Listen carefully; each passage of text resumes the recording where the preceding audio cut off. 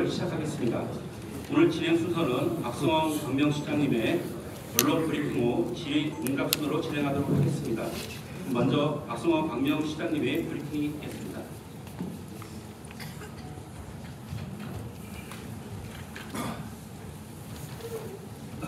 네, 안녕하세요. 반갑습니다. 광명시장 박성원입니다.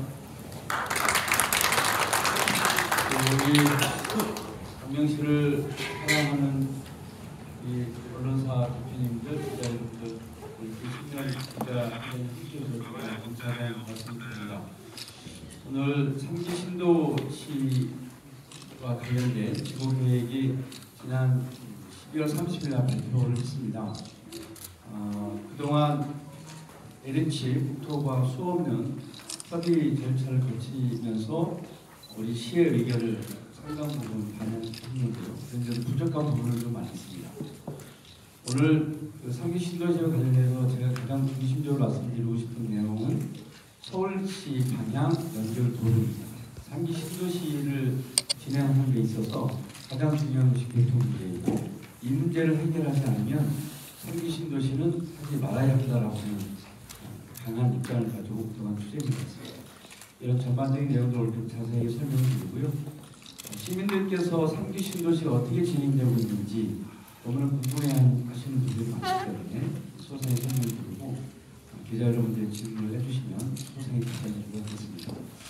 더불어서 고물가를 비롯한 굉장히 어려운 경제 상황이었는데 최근에 탄핵 정부로 인해서 경제가 더 안 좋아졌습니다. 특히 골목 시장을 지키고 있는 골목 상권이 무너지고 있는 것을 더 이상 볼 수가 없어서 민생안전 지원금 시민들 1인당 10만 원씩 지급하는 부분들을 설명을 드리고자 합니다. 어제 의장과 만나서 협의를 좀 했는데요. 그 내용 포함해서 자세히 설명드리도록 하겠습니다. 감사합니다.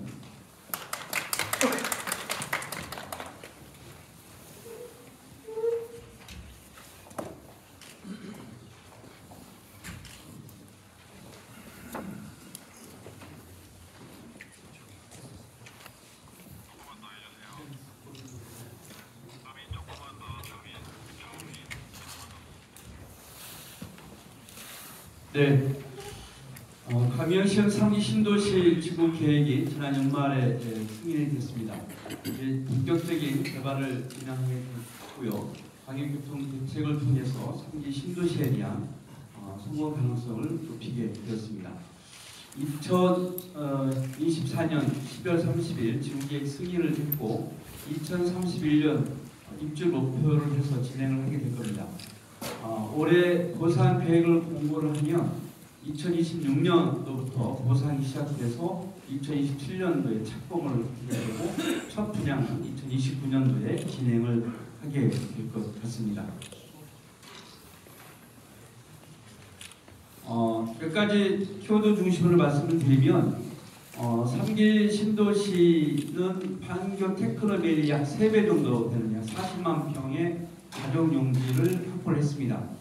보시는 것처럼 4개 구역에 자정용지를 확보를 했는데 우리 시는 그 마지막 개발지여서 자정용지 확보를 위해서 굉장히 많은 협의를 진행했는데 LH의 전반적인 3기 신도시의 균형을 맞춰야 하는 측면들이 있기 때문에 자정용지를 우리가 원하는 만큼 확보를 하지 못했습니다. 그러나 이 문제를 좀 더 극복하기 위해서 4개의 특별계획구역을 지정한 형식으로 했습니다. 4개 구역이 있는데 이 4개 구역은 고밀도 복합개발로 해서 부족한 자정용지를 극복하는 방식으로 해서 이번에 이렇게 결정을 하게 됐습니다. 그 다음에 경제자유구역 지정 문제가 있는데요. 경제자유구역 지정은 미래 신산업 육성뿐만 아니라 글로벌 기업을 유치하기 위한 전략으로 경제자유구역 지정을 추진하기 위해서 저희들이 노력하고 있는데 경제자유구역을 지정을 하게 되면 좀 더 이 3기 신도시가 경제자족도시로 갈 가능성이 크다고 보고요. 올해 1월 20일까지 경제자유구역 지정을 신청하게 되었습니다.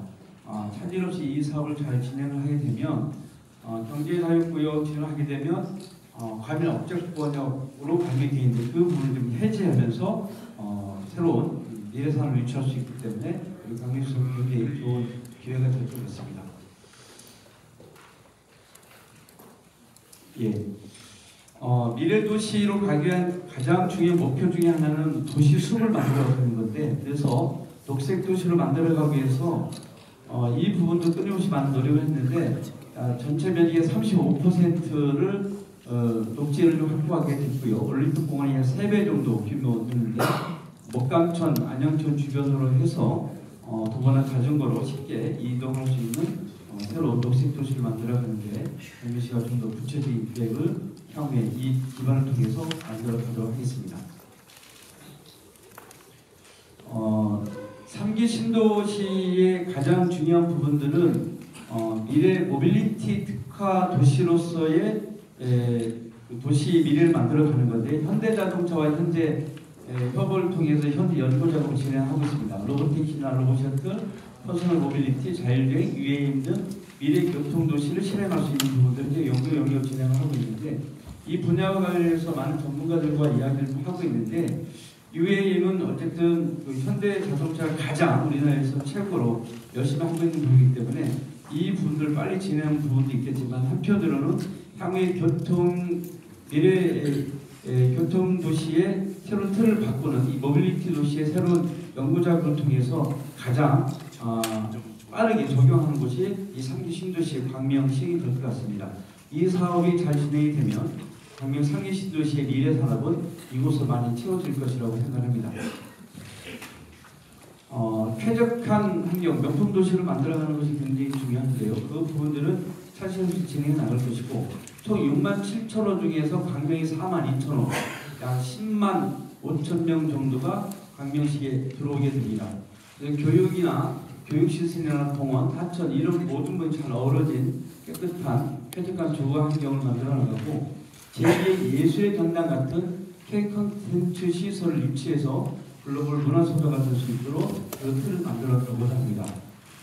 이와 관련된 여러 가지 사업들은 또 광명시가 이 내용이 있지는 않지만 공공청사를 확보한 부분, 또 시청사도 언젠가는 이전해야 되는데 3기 신도시 이전해야 할 부분이죠. 이런 내용들이 이 안에 다 포함되어 있다는 것을 느낍니다.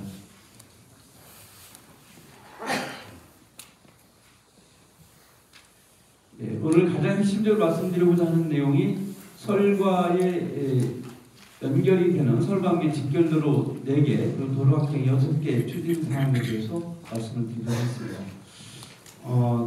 맨 처음에 LH하고 진행할 때 이 서울 방향에 이 순설 도로가 하나도 없었습니다.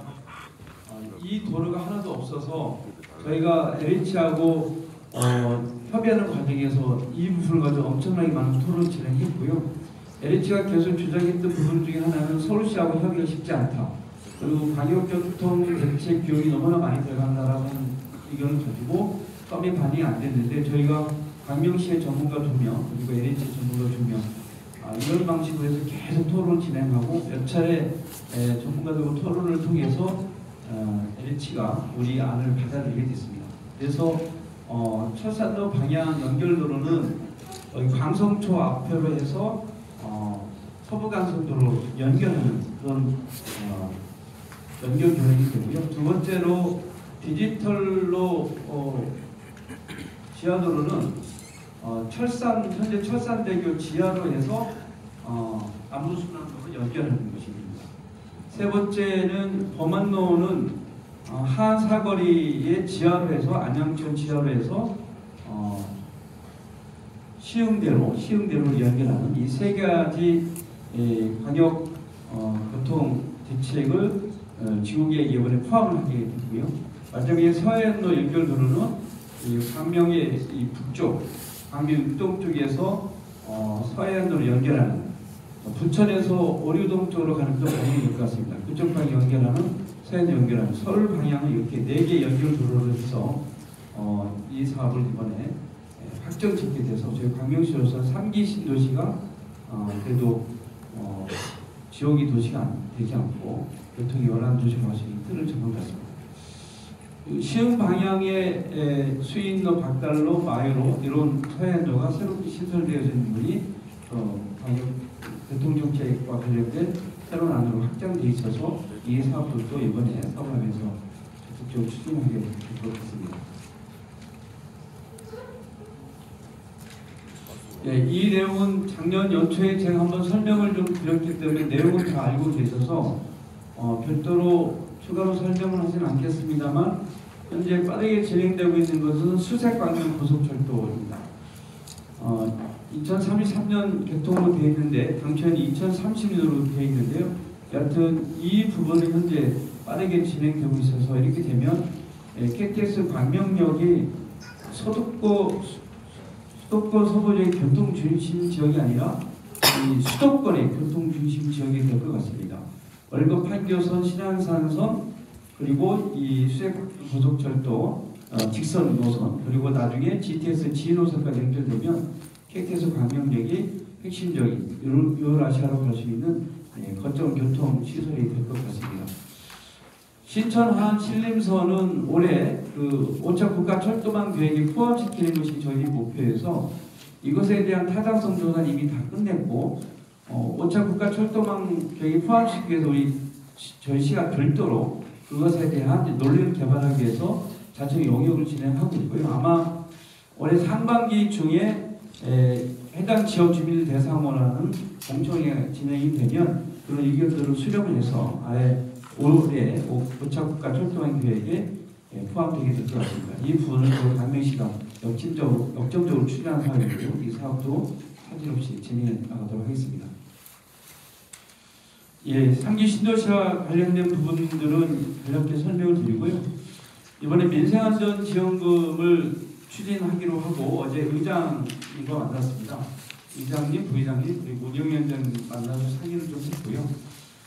서두에 말씀드린 것처럼 12월 3일 탄핵정부 이후로 골목경제가 급속히 나빠졌기 때문에 우리 골목경제를 지키기 위해서 2년 전에 난방비가 올라서 민생안전 지원을 가구당 10만 원씩 했는데 이번에는 1인당 10만 원씩 지원하는 걸로 해서 어제 협의를 했고요. 그래서 의회에서는 원포인트로 다음 주 중에 15일이나 16일 정도에 원포인트로 열어서 사업을 진행할 것 같습니다. 최종적인 결론은 의회에서가 되겠습니다만 어제 의장단과 협의했다라는 보고를 드리고요.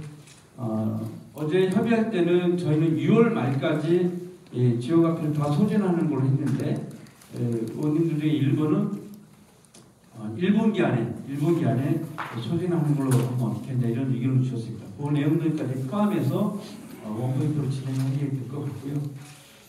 우리 기자 여러분들도 이제 요즘 뭐 식당이나 이렇게 많은 곳을 이용하시겠지만 굉장히 어려운 환경이 있습니다. 강민시 이 사업을 적극적으로 추진해서 설 명절 전에 집행할 수 있도록 그런 말씀을 다시 한번 드립니다. 예. 이상으로 신년 브리핑을 신도시 광역교통 대책과 민생안전 지원금에 대한 설명을 마치도록 하겠습니다. 고맙습니다. 감사합니다. 네, 다음으로 기자님들의 질문을 받도록 하겠습니다. 질문이 있는 기자님은 손을 들어주시고 사회자가 지목하면 소속과 상황을 말씀하신 후 질문해 주시기 바랍니다. 그리고 브리핑과 관련 있는 내용만 질의해 주시고 여러 기자분들께 골고루 질의가 돌아갈 수 있도록 요청만 간단하게 좀 부탁드리겠습니다.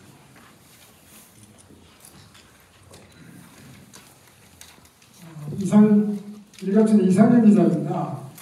광명시의 3기 신도시의 청사진이 나온 것 같습니다. 앞으로 진행 속도가 빨라질 것 같은데요. 문제는 현재 사실상 정부가 부재하는 상황에서 주민들의 토지 보상 문제 등이 원활하게 진행되고 있는지 여쭤보고 싶습니다. 원활하게 진행되고 있는 것으로 이해를 하셔도 될 것 같습니다. 당초에 발표할 때는 24년도에 보상하겠다고 했던 거였는데 2년 전쯤에 LH가 26년도에는 반드시 보상하겠다라고 이미 발표를 했었기 때문에 그 약속은 현재까지 지키고 있고요.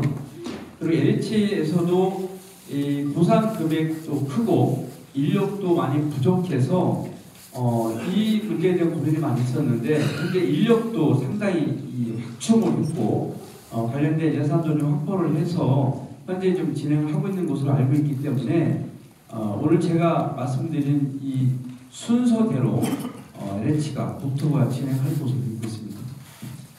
예. 뉴스백 김동초 기자입니다. 광명시 상기 신도시는 기대가 큽니다.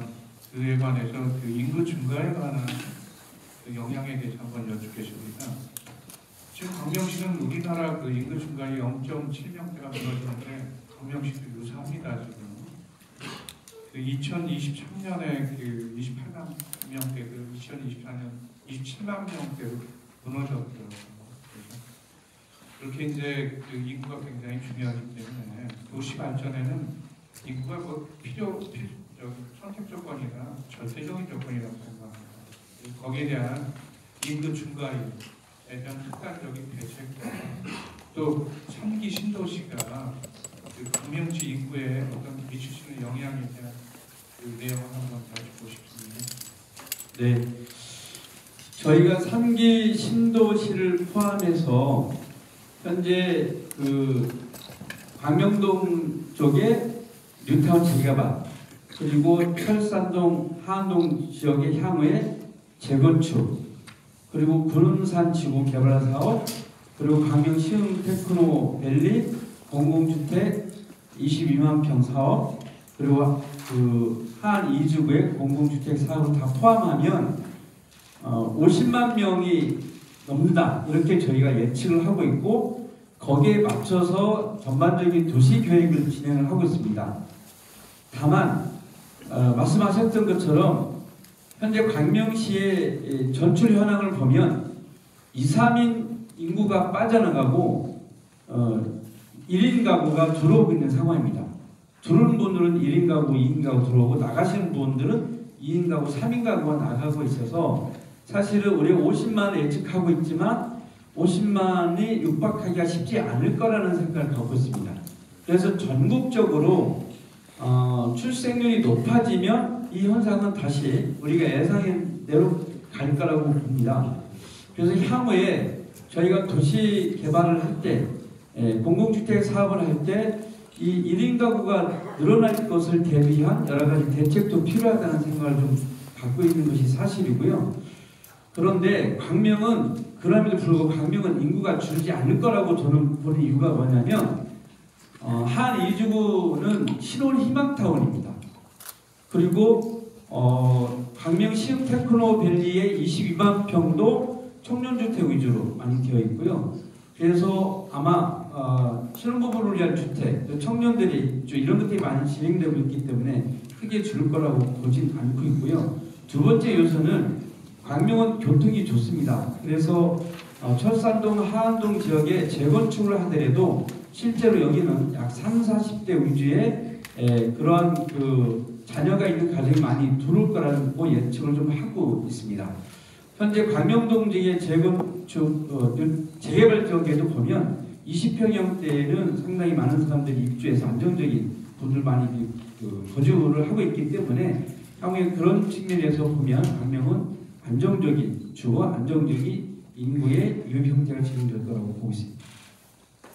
예, 다음. 안녕하십니까. 안녕하십니까. RTV 뉴스의 남기주 기자라고 하는데요. 오늘 정책들 잘 들었습니다. 근데 이제 모든 정책들이 다 우수한데요. 그 중에서 올해 가장 역점을 두는 정책은 또 어떤 것인지, 그리고 또 이런 정책들을 만약에 연속성 있게 이어지려면 4년에서 5년 정도의 시간이 필요할지 모릅니다. 그러면 이제 시장님이 2026년도 6월 3일에 지선에서도 이 완성을 위한 정책 완성을 위해서 시장이 다시 재선할 의지가 있는지도 궁금합니다. 재선은 3년 전에 했고요.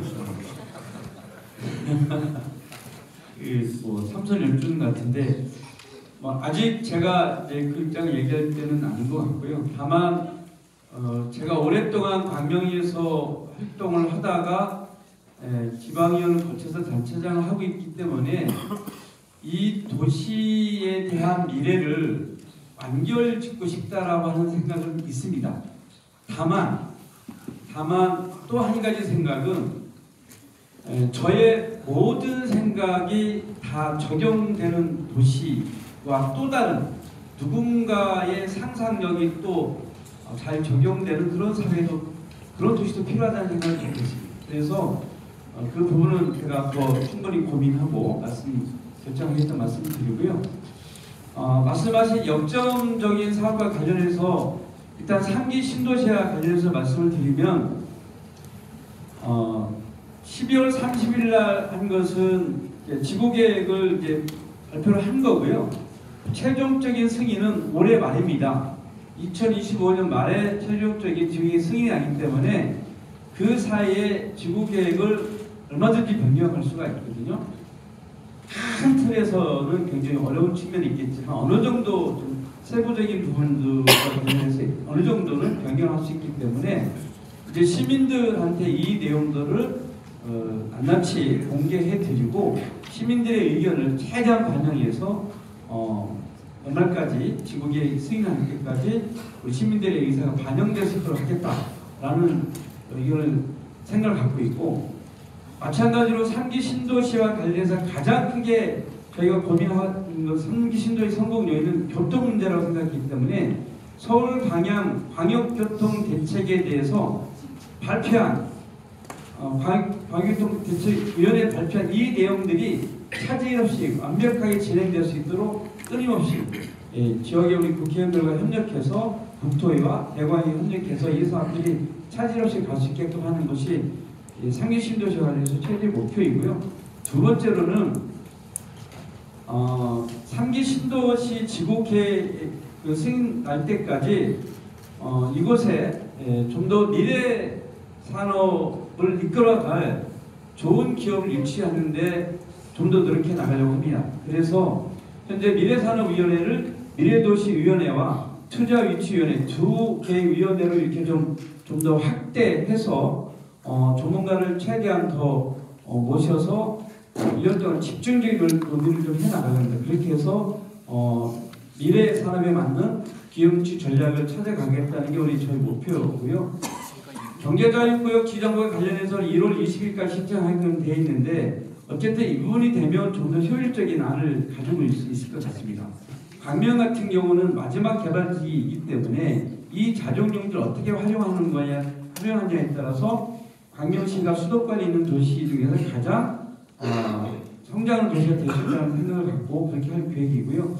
더불어서 광명 경제발전 5개년 종합계획을 올해 용역 추진하려고 합니다. 그것을 통해서 주변 지역에 있는 화성이나 용인이나 이천이나 다른 지역에서 현재 진행하고 있는 반도체 사업이나 바이오 사업, 이런 사업들이 중복되지 않으면서도 미래 산업을 이끌어갈 수 있는 새로운 산업을 유치하기 위한 그런 일에 적극적으로 매진할 생각을 갖고 있습니다. 세상이 너무나 빠르게 변화하고 있기 때문에 이 빠르게 변화하는 사회 속에서 전 세계의 변화의 흐름을 좀 잡고 광명 경제물 5개년 계획을 통해서 이런 안들을 잡고 거기에 맞춰서 대기업, 중견기업과 만나고 기업 유치하는 취업을 변화하려고 합니다. 네, 어느 분한테 말씀드립니다. 예, 오마이뉴스 이민성 기자입니다. 네. 저는 탄핵 정부가 관련해서 좀 질문을 드릴까 하는데요. 탄핵 정국이 장기화되면 행정이나 경제 등에 악영향을 끼친다는 것은 누구나 좀 알 수 있는 일인데요. 여기에 대해서 탄핵 정국이 장기화되면은 어떤 민생 안정, 또 행정 안정 대책을 가지고 계신지 답변 부탁드리고요. 추가 질문으로 지금 내란 수괴 혐의를 받고 있는 윤석열 전 대통령을 국회의원들이 본방패를 자처하고 있습니다. 체포를 저지하기 위해서. 그래서 비상계엄 사태에도 지금 장기화되고 있는데요. 여기에 대해서 어떤 견해를 가지고 계신지 답변 부탁드립니다. 탄핵 정국을 조속히 마무리하는 것이 민생경제를 살리는 길이라고 생각합니다. 그래서 기존에 박근혜 전 대통령 탄핵할 때 그 3개월이 걸렸는데, 그래서 2월 말이나 3월 초 정도는 탄핵 정국이 마무리되지 않을까라고 저도 예측을 하고 있는데 많은 분들이 그렇게 얘기하고 있고요. 그래서 모든 국민들이 함께 협력해서 탄핵 정국이 조속히 마무리될 수 있도록 하는 것이 가장 민생 경제를 회복하는 첫 번째 기조라고 생각합니다. 두 번째는 탄핵 정국이 장기화되지 않도록 하기 위해서는 지금 상황에서 지방 정부가 해야 될 가장 첫 번째 중요한 사업은 골목 경제를 지켜내는 거라고 생각합니다. 그래서 우리 광명시는 매년 민생경제회복위원회라는 것을 구성해서 매년 그런 대책들을 하고 있는데요.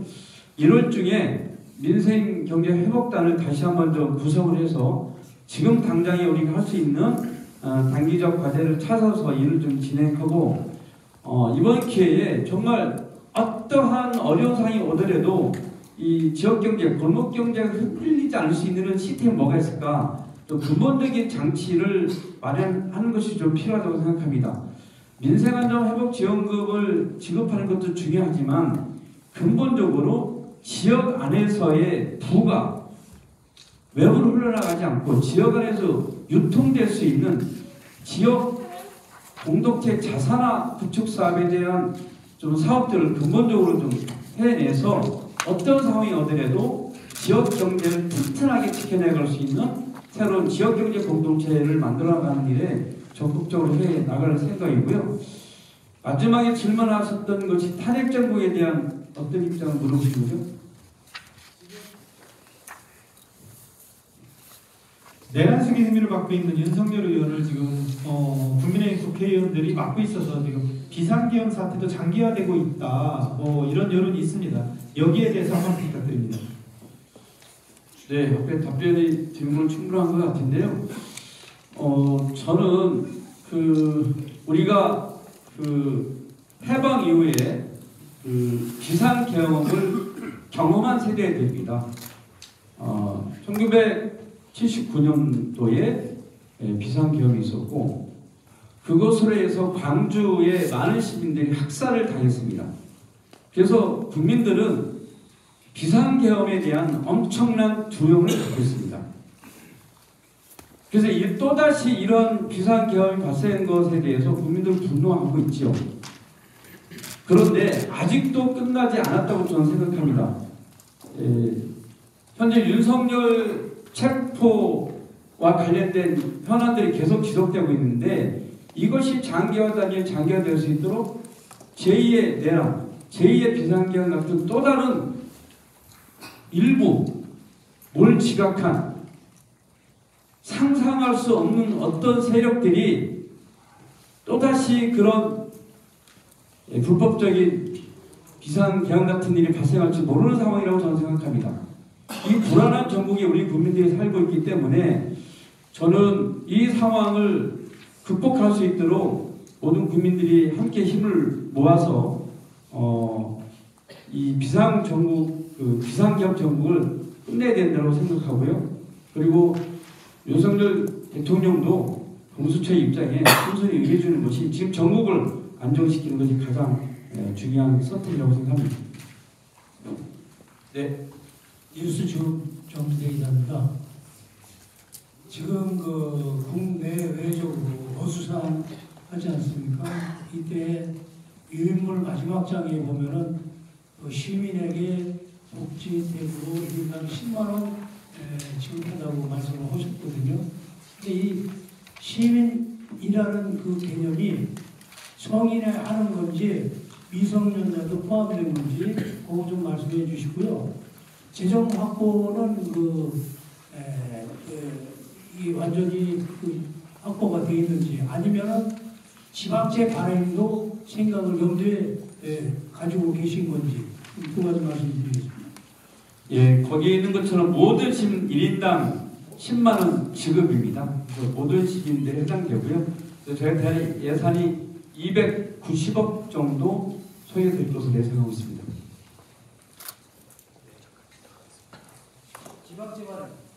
예, 지방채 발행 계획은 아직 없습니다. 경기뉴스원의 유형수 기자입니다.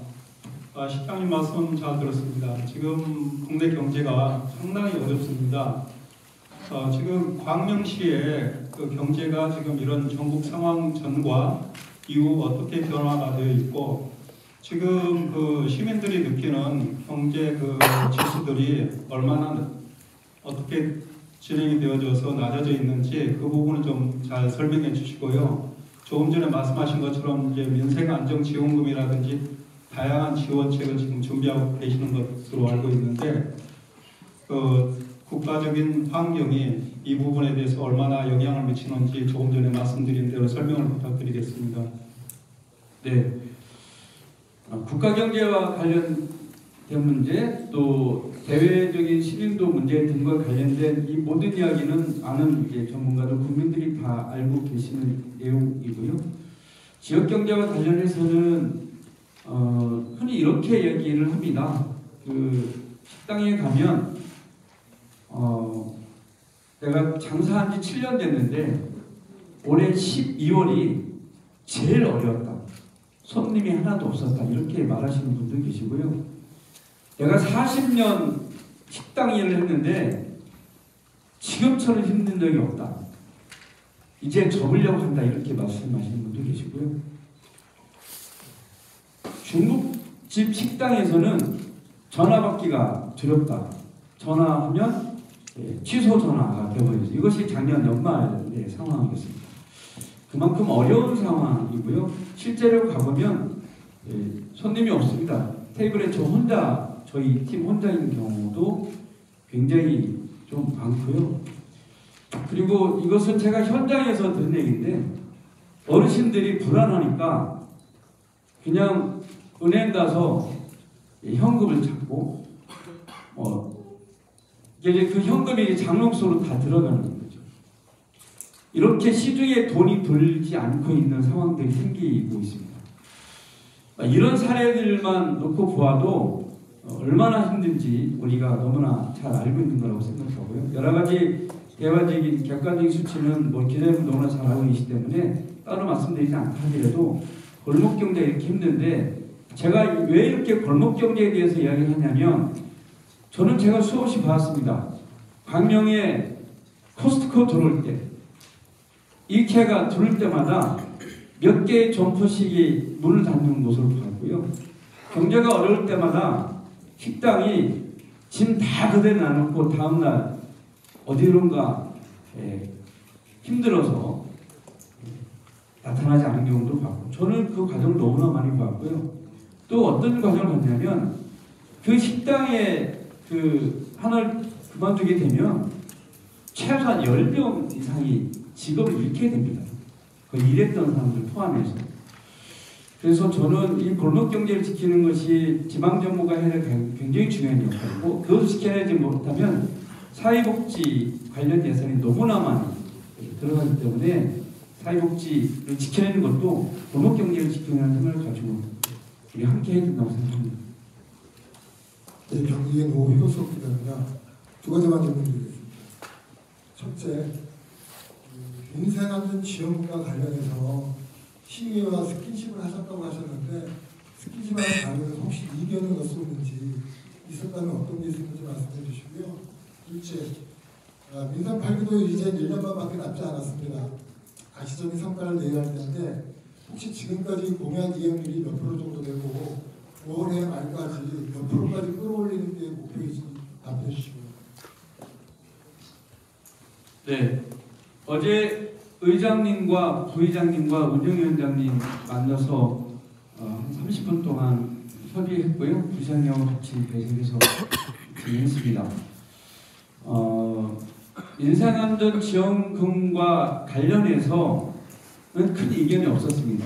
다만 한 분 의견은 꼭 지금 이 시기에 해야 하는 이유를 저한테 여쭙고요. 그래서 탄핵 정국 이후에 너무나 우리 경제상이 어려워져서 적시에 해야 되는데 지금이 그 타임이다라고 말씀을 드렸고 그래서 아마 대체적으로 의원님들은 민생회복지원금에 대한 큰 이견은 없는 것 같습니다. 이제 오늘 아마 논의를 좀 해서 다음 주 중에 원포인트로 진행하는 것으로 현재 쉽게 논의하고 있는 것을 알고 있고요. 잘 진행될 것으로 예상하고 있습니다. 혹시 저희 시의원들 각각의 이견은 없나요? 한 분도? 예, 저는 제가 이제 의장님한테 말씀드려서 의장님이 의장단, 상임위원장 자리를 마련해 주셔서 이제 말씀을 드렸고요. 의원님 한 분 한 분은 다 전화 드리진 못했습니다. 시간 관계상 한 번만. 두 번째 질문. 공약과 관련해서는 제가 작년도 공약 이행률이 몇 %인지는 기억이 안 나는데 매니페스트에서 작년에도 SA 최고 등급을 받았습니다. 그래서 공약 실천은 잘 해나가고 있고요. 매년 배심원들을 구성을 해서 배심원들이 이제 공약에 대한 점검 이런 것들을 좀 하고 있거든요. 거기에서도 사실없이 다 진행되고 있는 것으로 좀 확인했습니다. 그래서 올해 목표는 몇 프로까지 끌어올리겠다는 거 있지 않습니까? 저는 비교적 약속을 잘 지키는 사람이고요. 지킬 수 있는 약속을 지난번 선거 때 좀 했기 때문에 뭐 욕심 같아서는 90% 이상 올해 목표를 하고 싶은데 예산 때문에 좀 뒤져지는 부분도 있고요. 또 이제 어떤 법적 절차나 또는 이제 그 용역 과정을 거쳐야 하는 사업들 이런 것들이 몇 건이 있습니다. 그래서 그런 부분들은 잘 해결되면 올해 90% 이상 되지 않을까 생각하고 있습니다. 마지막으로 권도현 대표. 네, 안녕하십니까. 부스 대표 권도현입니다. 지금 광명에서 이제 부족한 교육 인프라 관련돼서 질문을 좀 드리고 싶은데요.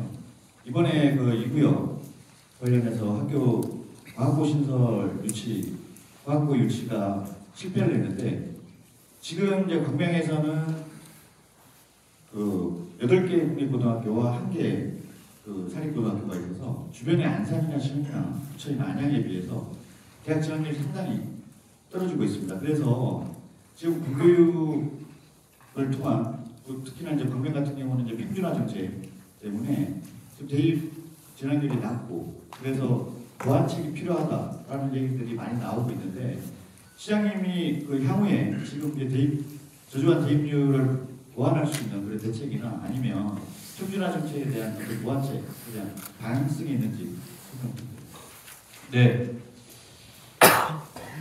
평상시 가졌던 저희 소소한 생각을 하나 말씀드리면 또 과학고 유치 경쟁이 뛰어드는데 안타깝게 좀 안 돼서 또 많이 좀 아쉽습니다.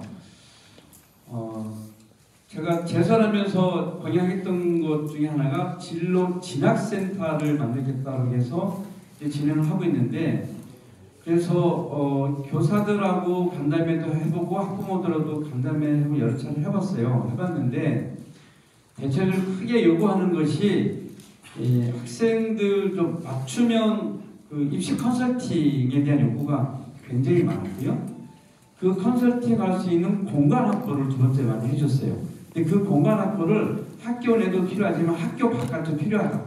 그러니까 평생학습원이나 뭐 청소년회장 같은 곳에 그런 이제 공간을 마련해줘서 언제든지 학생들이 가서 입시 컨설팅을 받을 수 있는 시가 하는 거니까 뭐 거의 무료로 하는 거겠죠. 그렇게 할 수 있는 예산이나 공간이나 예산은 이제 그 입시 컨설팅 할 수 있는 이제 전문가들, 선생님들이 이런 이제 부분이겠죠. 이런 것들을 좀 많이 확대해달라는 요청이 컸는데요. 일을 하다 보니까 이게 부딪히는 게 어디냐면 교육청입니다. 제가 교육청은 싸우려고 이 말씀 드린 게 아니고요. 팩트를 말씀드리는 건데 이게 교육청과 학교는 이게 사실 시하고 다른 기관이잖아요. 이게 잘 협의가 안 됩니다. 이런 부분 관련해서 학교는 학교가 알아서 할 테니까 필요한 교육적 예산만 지원하면 된다라고 하는 우리 아직까지 이런 불편한 진실들이 있기 때문에 이 문제를 근본적으로 저는 해결하는 게 필요하다고 생각하고 있습니다. 그래서 저는 교육자치와 행정자치가 통합돼야 된다는 생각을 갖고 있어요. 근데 제가 아무리 이런 얘기 해도 아무도 기사를 안 써요. 근데 저는 이 소신을 예전부터 갖고 있었고 이제 저 누가 뭐라고 해도 이 얘기를 더 크게 할 생각입니다. 이 문제뿐만 아니라 지역의 교육 환경과 관련된 문제, 학교 시설을 이용하는 문제 등등과 포함한 이 모든 문제와 관련해서 지역사회가 함께 교육청과 이 일들을 해나가야 되거든요.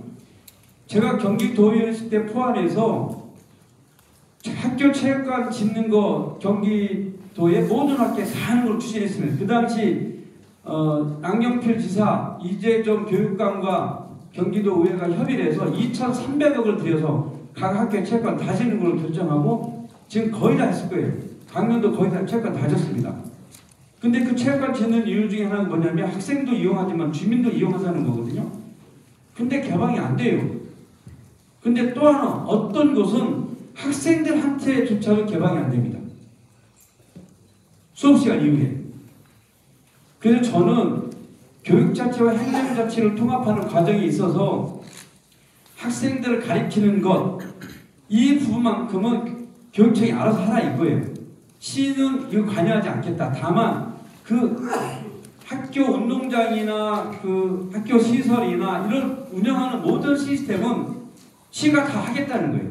그러면 효율적으로 운영할 수 있어요. 그러면 시가 체육관 하나 더 짓고 학교 체육관 운영하면 훨씬 더 예산도 줄일 수 있죠. 학교도 어디를 통합하고 나머지 학교는 체육 시설을 다 바꿔버린다든지 수영장 바꿔버린다든지 얼마든지 다 할 수 있는데 안 됩니다. 그래서 저는 교육자체와 행정자체를 통합하되 그 내용적인 부분만 분리해서 하면 충분히 가능하다. 이런 부분 새로운 시대적 전환, 이것이 저는 필요하다고 보고 있습니다. 그래서 전자에 말씀드렸던 입시 진학을 위한 입시 컨설팅이나 뭐 교육이나 상 이런 거는 우리가 예산과 이런 것들을 찬양하지만 근본적인 이 문제에 대한 대변혁이 이루어지는 것이 저는 필요하다고 생각하고 있습니다. 원하는 답이 안 됐을 거라고 생각하는데요. 제 소식을 말씀드렸습니다. 네. 예, 이제 약속된 시간이